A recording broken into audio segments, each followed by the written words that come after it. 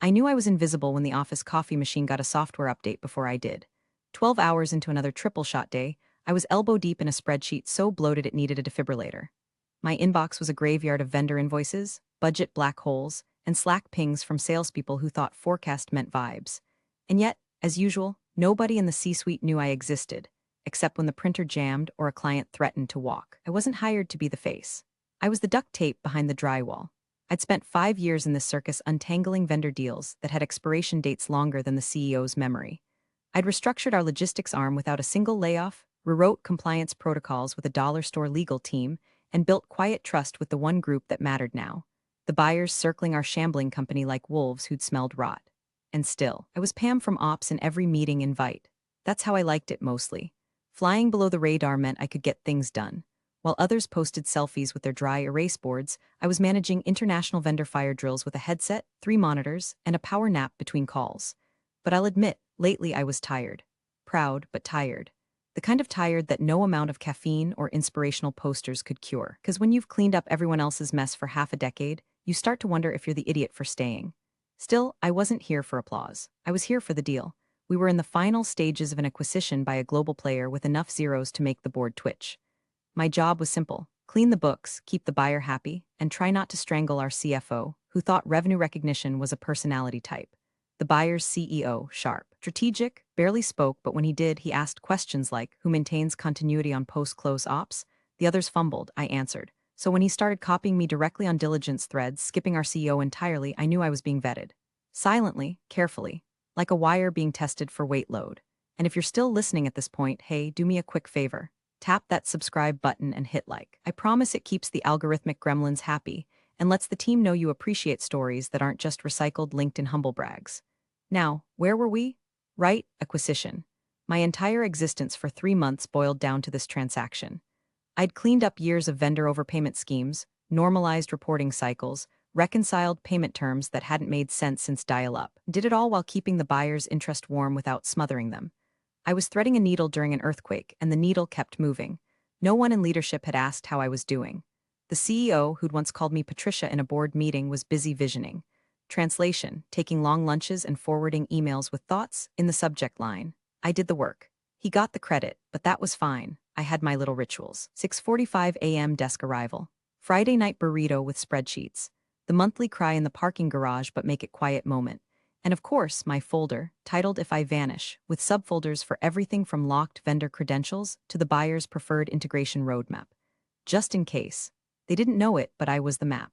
So when I heard the CEO had an exciting leadership update, I felt the kind of dread normally reserved for dental surgery or HR happy hours. I walked into that Monday all-hands meeting knowing something was about to break, and it wasn't going to be the coffee machine this time. The man swaggered in like he'd just invented the concept of work. Troy, nephew of the CEO, MBA from somewhere warm and expensive. Hair too perfect, teeth too white, suit too tight. He waltzed into the Monday all-hands with a Bluetooth earpiece, Yeti tumbler the size of a toddler, and the kind of cocky smile you usually only see on real estate signs and failed Shark Tank pitches. Let's disrupt, he said. First words. No hello, no context, just that. Like he'd confused our struggling logistics company with a startup in a WeWork. The CEO beamed at him like he'd brought fire down from Mount Sinai. Everyone, meet Troy. He's our new executive project lead for the acquisition. He'll be streamlining things and helping us modernize for our next chapter.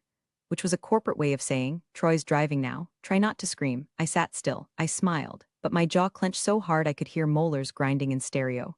Troy launched into a 10-slide deck full of buzzwords. Synergy targets, disruption zones, cross-functional velocity. At one point, he said we'd be leveraging verticals in the buyer's data ecosystem, which was impressive, considering none of those words belonged in the same sentence unless you were high on printer ink. Then he dropped his first grenade. We'll need the buyer's data room updated within 48 hours, he said, flipping to a slide labeled fast is the NEW accurate. We're prioritizing momentum over perfection. No red tape, no second guessing. I blinked, then raised my hand like a good little soldier. Just to clarify, I said, polite but firm, you want a full diligence upload, financials, legal, vendor files in 48 hours? Without legal review? Troy turned to me like he'd forgotten I had vocal cords. Correct, he said. We don't have time to overprocess. I almost laughed. Overprocess. We were talking about an acquisition involving 30 vendors, 4 international shipping routes, and 2 active legal inquiries, one of which was ongoing because someone else tried to move too fast and ended up in a compliance swamp. I can't in good faith push an unvetted package to the buyer's team, I replied. They'll delay the deal, or worse, flag us. Troy smiled, that smug PR smile that looks like a sticker of a smile slapped on a broken vending machine. Pamela, right? He said, even though we'd just been introduced 30 minutes ago. I appreciate your concern, but you've got a little bit of an old school mindset. This is a new era, fast track everything. If it breaks, we fix it in post. I nodded, slow and deliberate. Acquisition deals aren't YouTube videos, Troy. There is no post. That's when I saw it, the flicker, the first grudge. He didn't say anything else, but I knew I'd made the list. That invisible list of women who don't laugh at his jokes, don't fawn over his jargon, don't blink when he name drops Wharton like it's a personality trait. I'd bruised his ego, and now it would become my problem. 2 hours later, I got an urgent email from Troy asking me to resend a folder I'd already provided last week.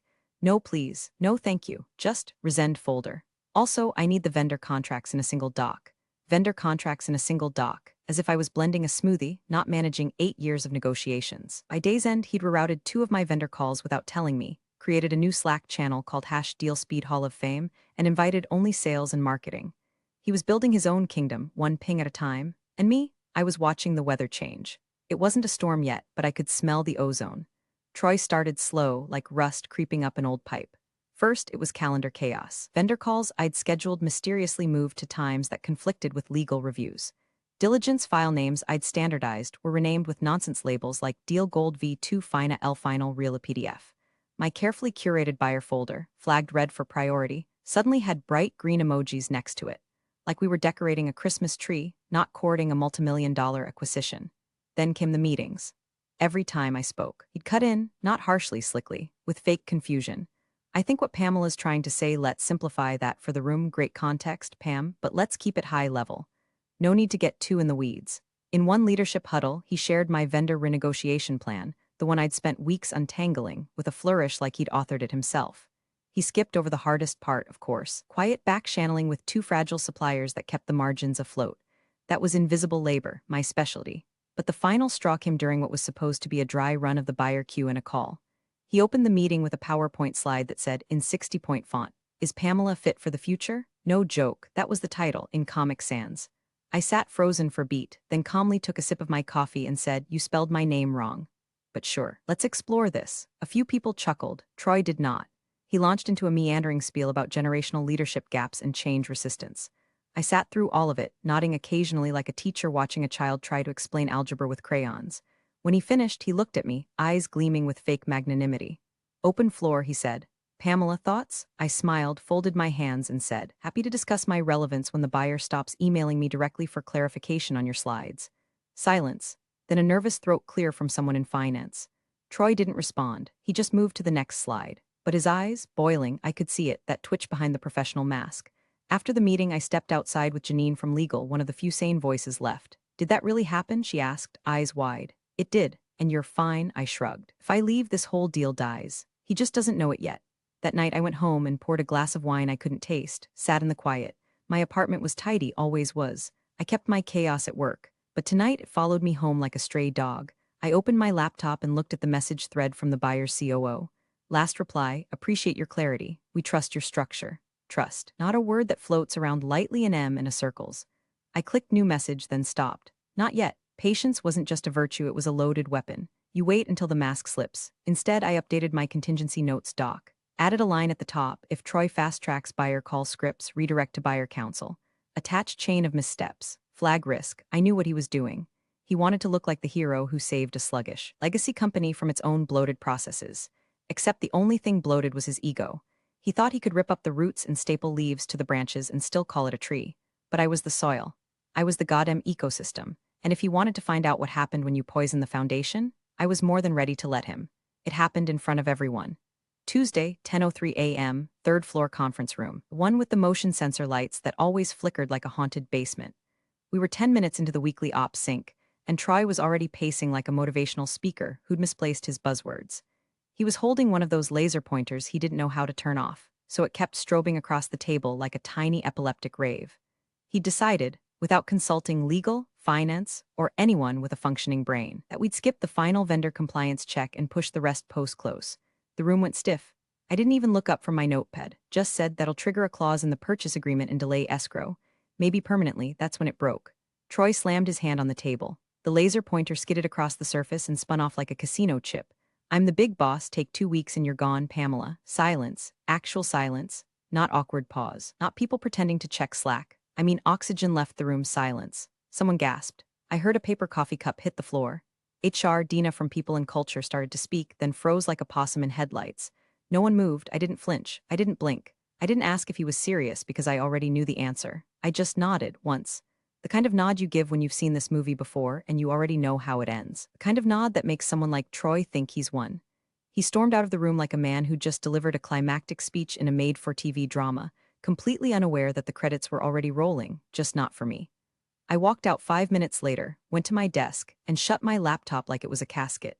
Then I reopened it, turned off Slack, and pulled up the secure contact channel I hadn't used in months. Redacted subject. Clarification needed. Hi, buyer CEO's first name. Today, internal leadership issued an unexpected personnel notice.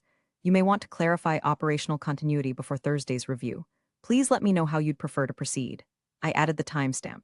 Attached a zip file named Foresight1zip, an innocuous title, but inside it held annotated change logs, email chains of missteps, and one very polite memo I drafted months ago titled Contingency Impact.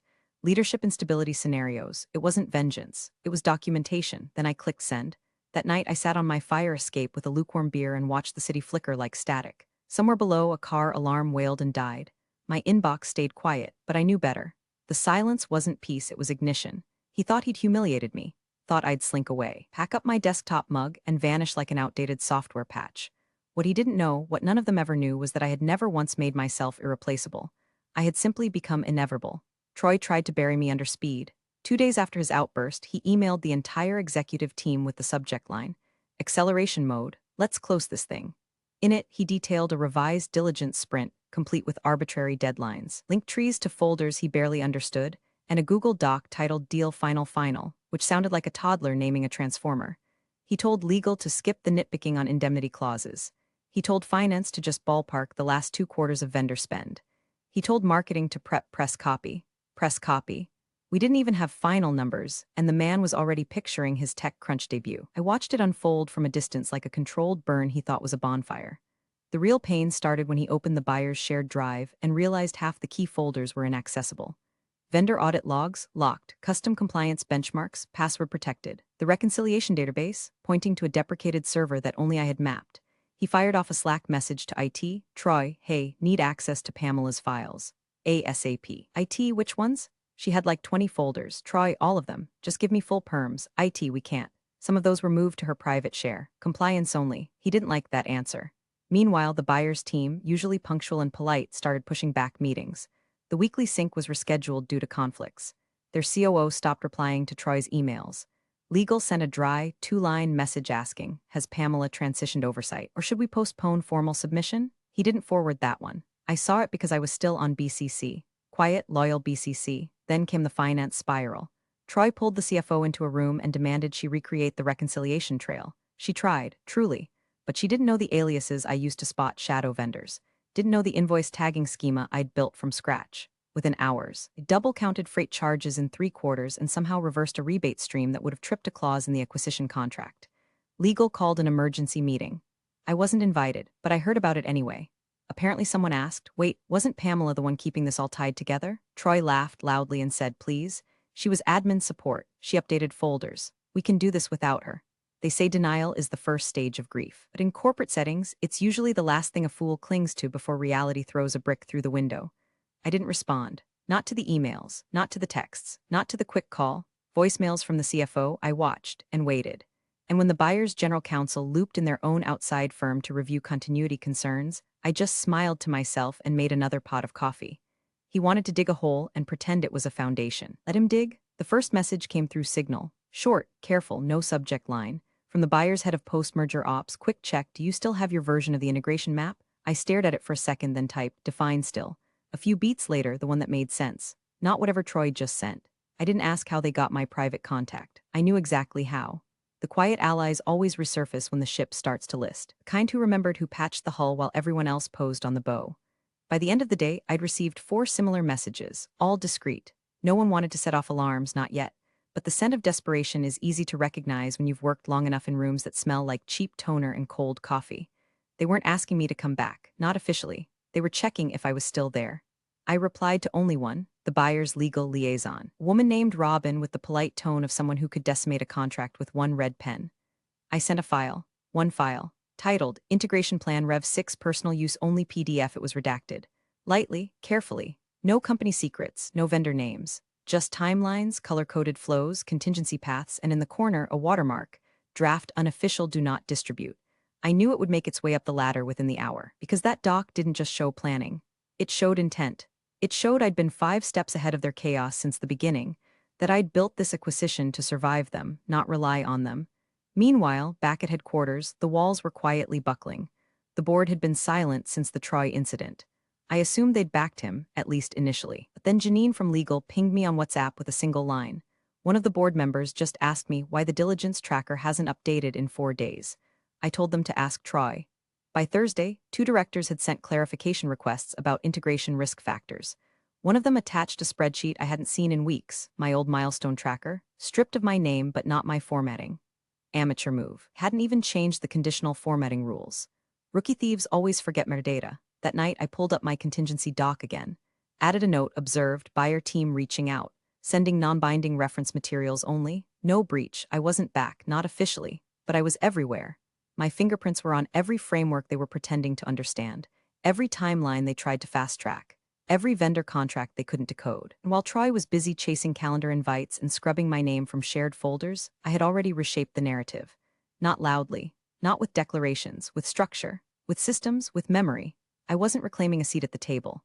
I was reminding them who built the goddamn table in the first place. The invite went out as a final buyer alignment meeting.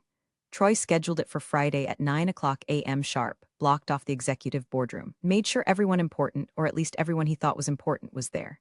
The email CC'd legal, finance, sales, and even the CEO himself. Everyone except me. I saw it anyway.